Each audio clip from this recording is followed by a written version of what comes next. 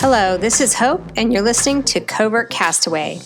Welcome to my weekly diary of what I learn and how I cope with transitioning to life as a liveaboard cruiser.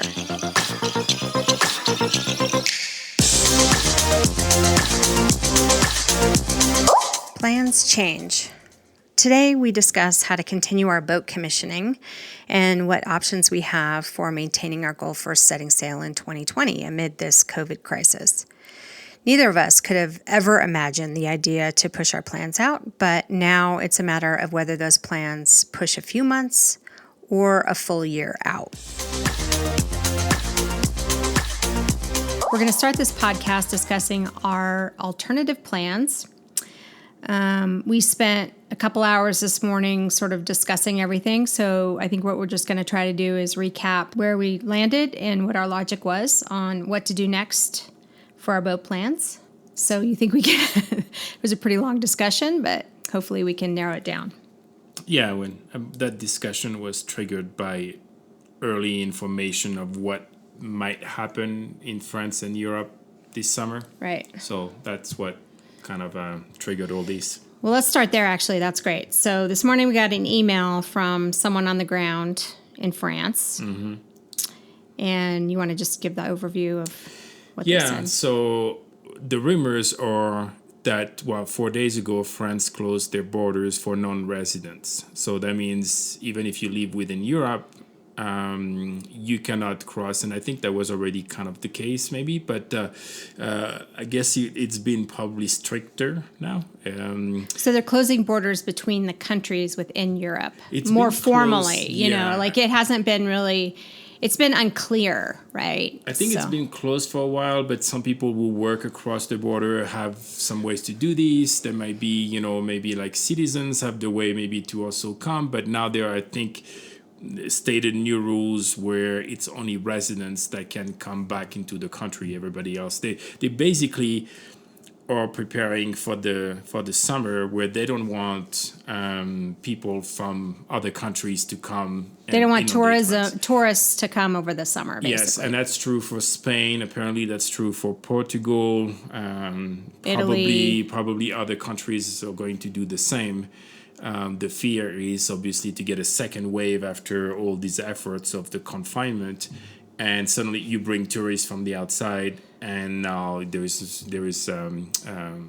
maybe a resurgence of the virus. So there's that, and we'll come back to that. I think the good news is that the boatyard seems to be starting to open up. So in one way, at least for France, they're starting very, very early stages of deconfinement. So there are some pockets, just like Paris. I was talking to my sister. So obviously it's a more dense area. People have to take public transportation.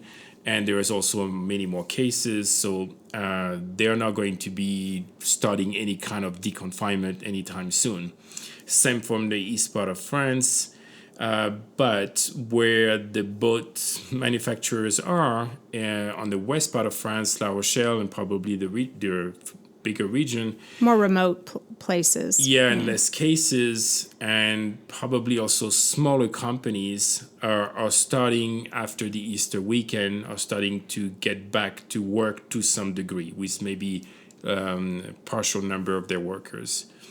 Now we've got some information, so that's good news. In terms of getting our boat commissioned, yeah. Yeah, and for boats that were out of the factory and that were sitting in La Rochelle, then assuming they can provision the parts, it might take longer, but if they get it, then at least those boats can be commissioned and completed.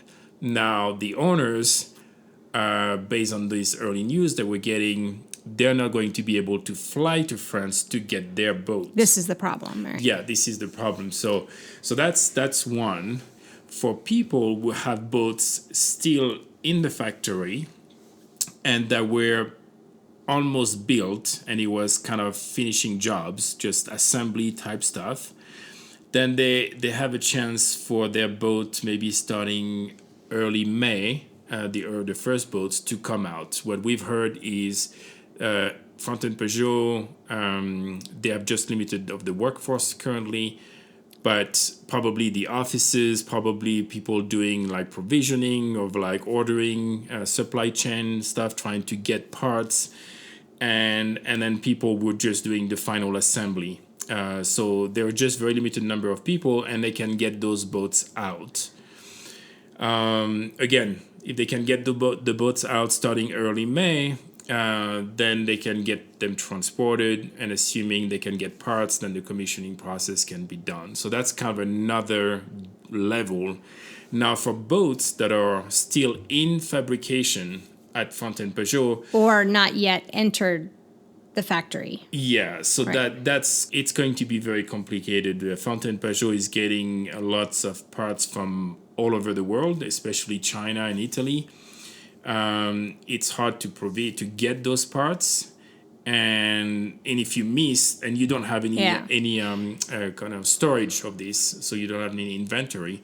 So, and if you don't have all the parts, then you're not going to be able to get the boats out. And I mean, we've heard from a couple sources that they might be pushing boats out that haven't yet entered the factory. So again, that could be rumor, but we have pretty good sources. Meaning like New boats, delay. Yeah. So a couple things also that are being talked about in France is nobody knows quite what's going to happen during this summer. Typically, French people take the month of July, or between mid-July, mid-August, or the month of August. And especially a lot of the kind of fabrication, manufacturing companies, they close the month of August.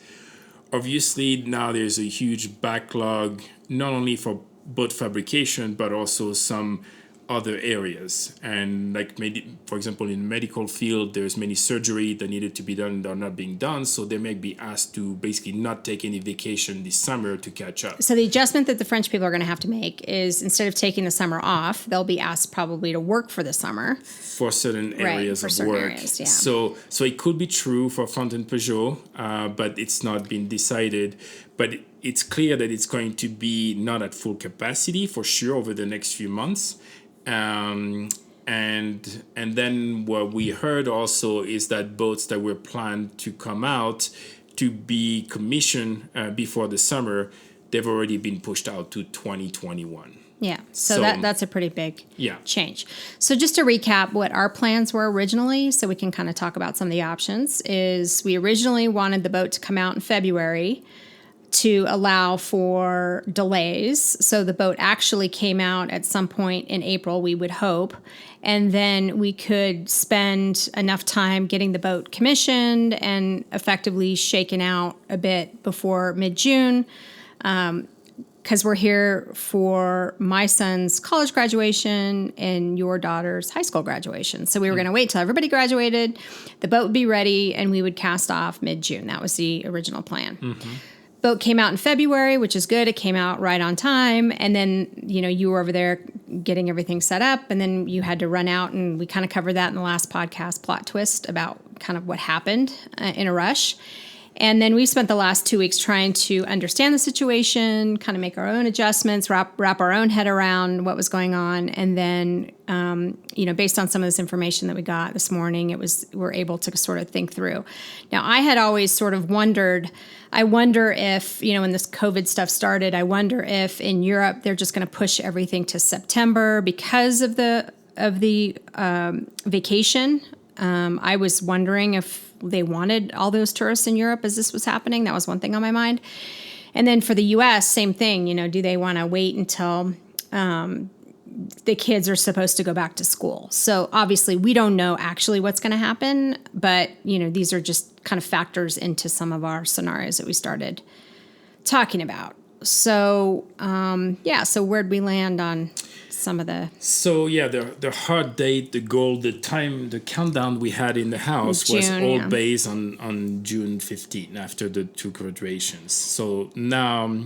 and just to add, is we the idea was that mid-June we would bring the boat into the Med from Western France, bring the boat into the Med, and then spend a season in the Med, winter somewhere in the Med, come back for 3 months here, winter the boat, come back here, spend the winter with our family, and then go back to the Med. So we would have 2 full seasons in the Med.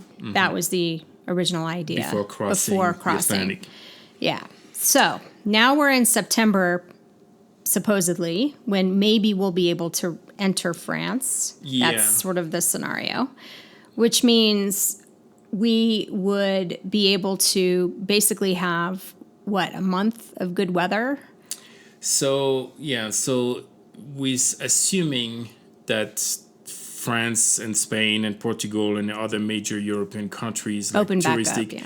Well, they closed during the whole summer month and opens up September 1st.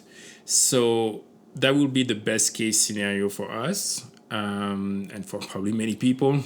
And maybe we should also say, like, we're talking about our change of plans and how we're being affected, but obviously these are good problems to have. Yeah. And other people have much bigger tougher, topics. Yeah.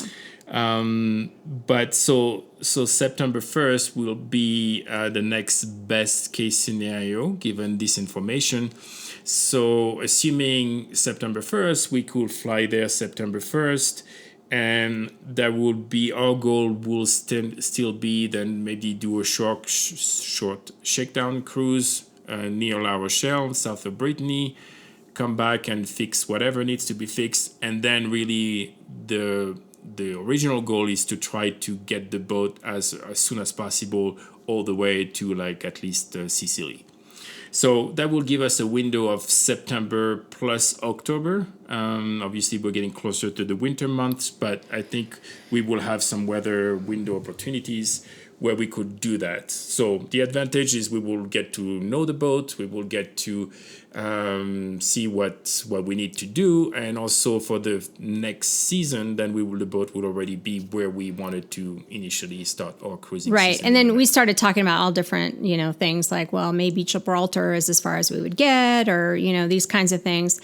And then the other alternative we discussed was having the boat shipped to Florida. Now, but it's probably less. I think the next best solution for us is, instead of like bringing the boat all the way to the Med and come back here, another option will be, again, start in September, do the little shakedown cruise, sail down to Gibraltar, stop in Gibraltar, just reassess a little bit, and then make the decision, do we want to come back and spend the winter in California, in South Lake Tahoe, or do we want to sail to the Canary Islands, maybe sail all the way to Cape Verde, and basically spend the winter sailing on the boat. So we will have missed some of the month of mid-June, July, August, but we will kind of make up for it in Cape Verde. And take an opportunity to basically spend time in an area, cruising this area where typically you're just doing this to do the arc and the crossings, so you have a lot on your mind and you're using this as kind of a stopovers, but you don't really have time to maybe visit. So that could be, we will need to obviously get a lot more information about those two areas, but Cape Verde is about the same latitude for some of the islands in the Caribbean. Right. So the weather could be pretty nice and decent, and that would open some new opportunities to just cruise around. So you're jumping to the end of kind of where we concluded, but the scenarios we kind of went through were... I'm focusing on the scenarios where we're going towards our goal of like basically live on the boat, sailing, and maximizing kind of, the sailing opportunities based on kind of the new adjustments that we have to make. Right. But just to go back to the Florida thing. So that was one thing that we discussed. We have the boat shipped. Then we're in the Caribbean during the winter months. So rather than coming back to California for the winter months, we would actually spend it in the Bahamas or the Caribbean. But I think based on cost and based on, just not even knowing if any of these islands are going to be open and many, many other factors, we sort of landed back on, at least if it's a month in September, October, and we commit to the Mediterranean option first, which was our original plan, Cape Verde seemed like, a good alternative. I mean, there's a lot to figure out, right? Both, going down all the way to Cape Verde and spend the winter there. So it would be an option. It's not an option for sure for us at least to spend the winter in the Med. We don't really feel like being at a dock and, in cold weather during the month of November, December, January, February. We'd rather be in cold weather in South Lake Tahoe and hoping this being able to ski or something. If the ski slopes are open. Yeah.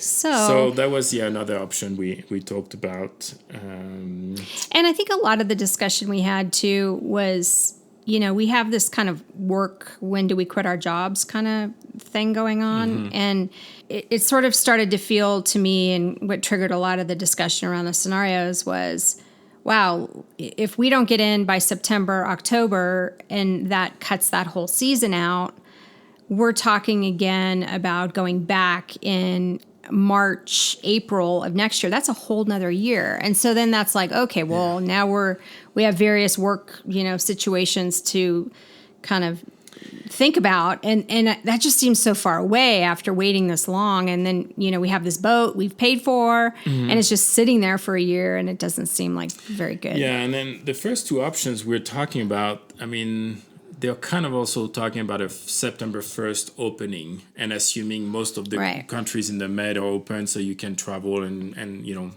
find cover if you need it. But if it changes from September 1st to October 1st, now the window to move the boat becomes a little shorter because so it's still possible. Probably we'll need to check that in the weather information, typical, but now it will become from, September, we can slowly kind of cruise down the coast, October, and then that will give us at least 2 good months and to either the south or in the eastern part of the Med.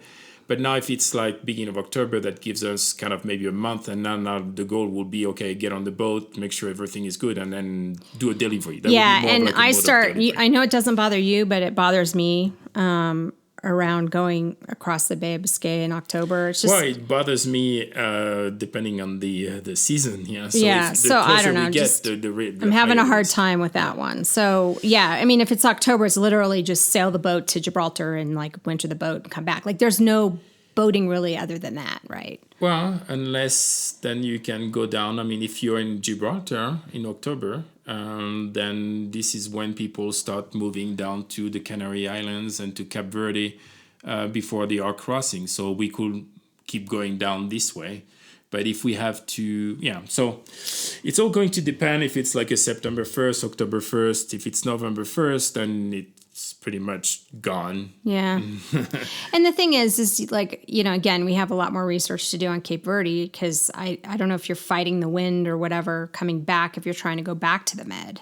So, if we were there, that's 2 options. One, we eventually can cross and be in the Caribbean, but assuming they're open. Yeah. Or we wait for a weather window and kind of move back to the Med early next season. Yeah. And then we got in kind of a heated debate about, the Med, how important is it?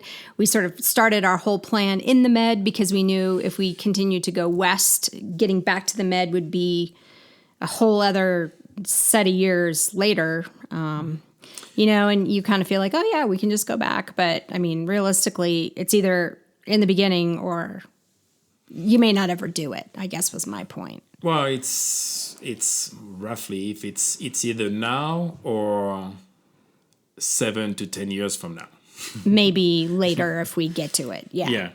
So, the Med will be nice, but if the compromise was you start with, those Canary Islands and Cape Verde and then the Caribbeans, to me, if that was that would be an easy compromise because my assumption will be we'll do the Med when we're on the other end of the going around the world. But I know you're more about halfway. Well, I've had this bucket list item, since I can remember. As far back as high schools, I've always wanted to sail in Greece. And, as we've learned, I think more about Croatia and Turkey and how beautiful it is all over there in the Eastern Mediterranean, I think, it'd just be such a shame because, we kind of built this whole plan, like the whole reason we wanted to by and pick up the boat in France was to be able to do that. Otherwise, we would have just had it shipped in the first place and like saved ourselves all this trouble. But there you go. Just got an idea. We have a boat, and we might meet friends that have a boat in Greece. And so we might say, hey, we want to hang out with you in Greece. Yeah. And when you come sometimes in the Caribbean or something and hang out. And you know. So if anybody's listening and is going to be in Greece and we don't make it there, maybe we can swap. That's a good idea. Yeah. So that's where we are. I think, again, we have to, so we kind of figured out that, there's some additional research we have to do, obviously, on Cape Verde as an option and some other things. But I think what it also helped us figure out is, what the no regrets sort of decisions are. So I think what we finally wrapped our head around, and I know this was hard for you, was we weren't actually going to be sailing this summer, right? And so we'll be here in Tahoe this summer, which, again, these are great problems to have. Mm-hmm. It's beautiful here, and I'm sure we'll have, a lot of fun. But I think we sort of finally wrapped our heads around and accepted that fact. Well, just today for me, because I went from earlier this week, I was like, okay, Europe is ahead of the US, and I think Europe will kind of transition back to normal life earlier. So I was hopeful, we're like close to mid-April to mid-June, 2 more months, assuming there is a lot more testing available by then. Yeah. So I was optimistic about that, and I was more concerned about will there be flights from the US to enter to France and Europe, because now the US is the center of the coronavirus, and, in California where we are, it's not as bad. So I was like, okay, so that was my main concern. And then I heard the news about, some businesses starting to reopen, and I was like, okay, this is good. This is working towards our goal and our mid-June timeframe. You mean about the boatyard being open? Boatyard, and doing the commissioning. So I was fairly optimistic, and then today's email kind of and then the other phase where kind of yesterday I was a little less optimistic, but I was okay, as long as we can get to France, who cares if the other countries are closed? As long as we can get to France mid-June, that will still be fun to sail the west coast of France, especially Brittany, where my family is from. And but no offense to Brittany. Brittany in September, October is cold. September will be fine, but definitely not October. But that will still be like July, August, September. So, and that would have been a nice summer season. So I was like, okay, maybe not Europe, maybe not the Med, but at least the west coast of France. And then today, with the latest information, I had a hard time to wrap my head around this, but now we pretty much scratched the idea of this summer. So definitely there's worse places to be in the summer than Tahoe. So I think that's fun. And I think the other thing with all the snow here and kind of being in this house that we were planning to sort of convert to a vacation rental, and vacation rentals are completely closed right now in Tahoe. So that's a whole other thing. Is we've figured out there's some projects that need to be done on the house. So we'll need to address that too. We can focus on those. Focus on a couple of those things. During the summer. Yeah. The other thing that we kind of no regrets is it helped us sort of crystallize our work plan. So I think we're both committed to at least up into September, which changes things a bit. I think mentally adjusting to that is kind of, we have our countdown clock. I think last time I checked, it was 60 days or something like that. Mm-hmm. We sort of set this June time frame. So mentally continuing on that path is, again, super grateful so far to have jobs, although that could change for both of us too. And we can work from home. And so we don't know what the guidelines are going to be for California, for the Bay Area, for our companies. But at this stage, making some assumptions, thinking that the schools already are closed until the end of the school year here. So the parents are not going to be able to go back to work that easily until there's really, wide testing. And it's hard to imagine that companies like software companies are going to ask their employees to go back to work. Especially if people don't feel comfortable or feel at high risk. I think that's it. So I'm kind of making a parallel to, to what's happening, what might happen in France, and is that we might still need to be working from home the whole summer, which for us is good because we don't have a place in the Bay Area anymore. So if I have to go back to work and be in the office every day, that's going to be an issue. Yeah. So anyway. And again, I mean, this just assumes that we'll have jobs. Like, we don't know what's going to happen with these companies, right? So that's also always a risk. I think the third thing we landed on was the good news is, if there are people on the ground working in La Rochelle, they are probably going to be wanting the work. If they're going to be faced with they probably have a backlog right now of the boats that are out of the factories. But there's going to be a period of time where they're not going to have work while the boats and the supply chain and everything kind of ramps back up if the boats are already delayed, of probably 6 months, potentially. So the good news is, one of our concerns about the boat coming out in the summer prior to all this happening was actually finding people to do the extra things, extra projects on the boat beyond the commissioning process. So we have, a huge punch list of items of things that we want to do or have done. And the good news here on this is, we'll have projects to do and there will be people to do it. So I think as much as we can get those things done, even if we wanted to do them ourselves, I think at this point we just need to make sure that they're done, and maybe it's helpful to the local economy. Makes me feel a little bit better giving people work. And like, what kinds of things are on that list, just to give everybody a There was something view. that so the boat was supposed to be put in the water. So there was like mid-March, just before everything closed.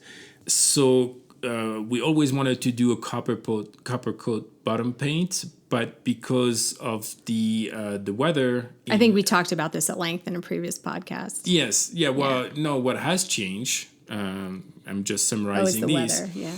Is so that was not an option, and we were going to literally be the day the lockdown happened, start the bottom paint with the kind of a regular bottom paint.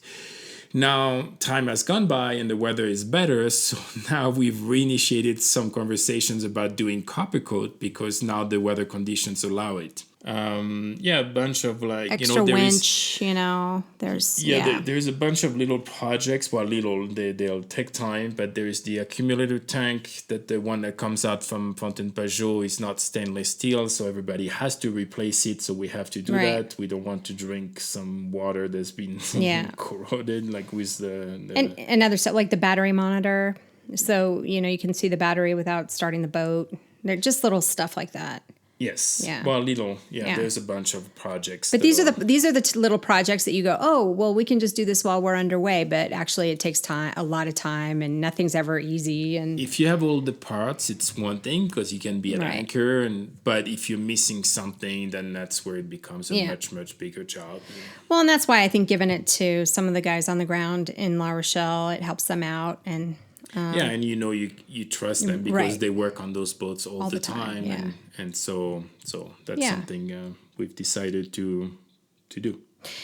Yep. So now we just need to look at, what it's going to take to have the boat stay in La Rochelle from June to September, because I think we're squared up on having the boat stored until June, because that was the original plan. July, August, we have to figure out. We have to figure that out. And then that's it. So I think those are the basic no regret decisions. But it took us, a few hours this morning kind of talking through everything and arguing about a couple things and mentally kind of wrapping our head around the change of plans.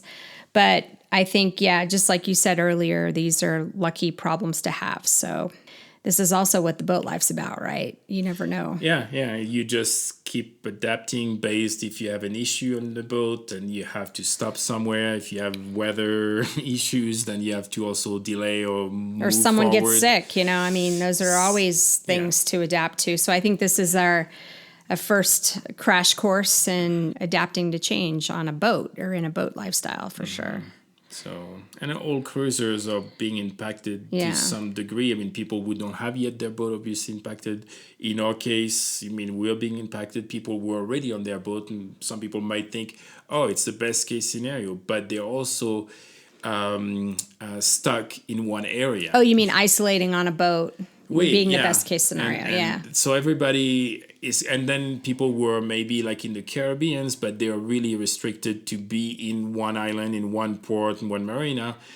And they also have concerns about when they're going to be able to sail north or south because the hurricane season will come. And so there's a lot of the questions that cruisers have and are going to have. Everybody's going through their own set of decisions and options. Yep. Cool. Well, I feel better, at least knowing that we have a little bit of a plan, at least through the summer.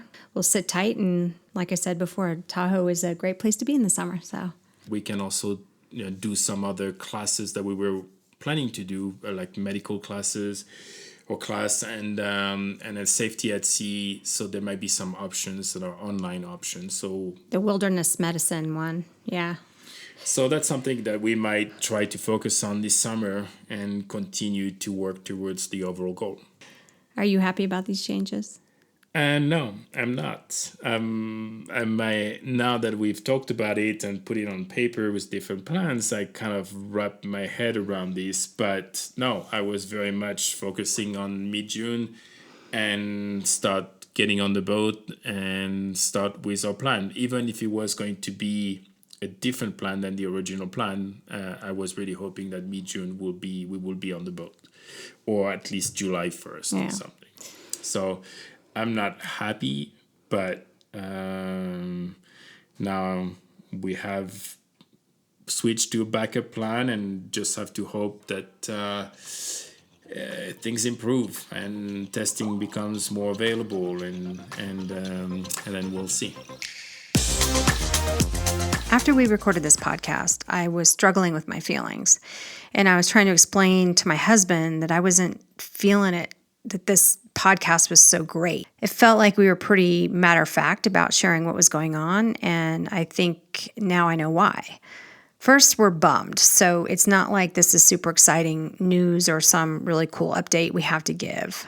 But more importantly, it just doesn't feel right to be bummed out in the context of everything else going on in the world right now.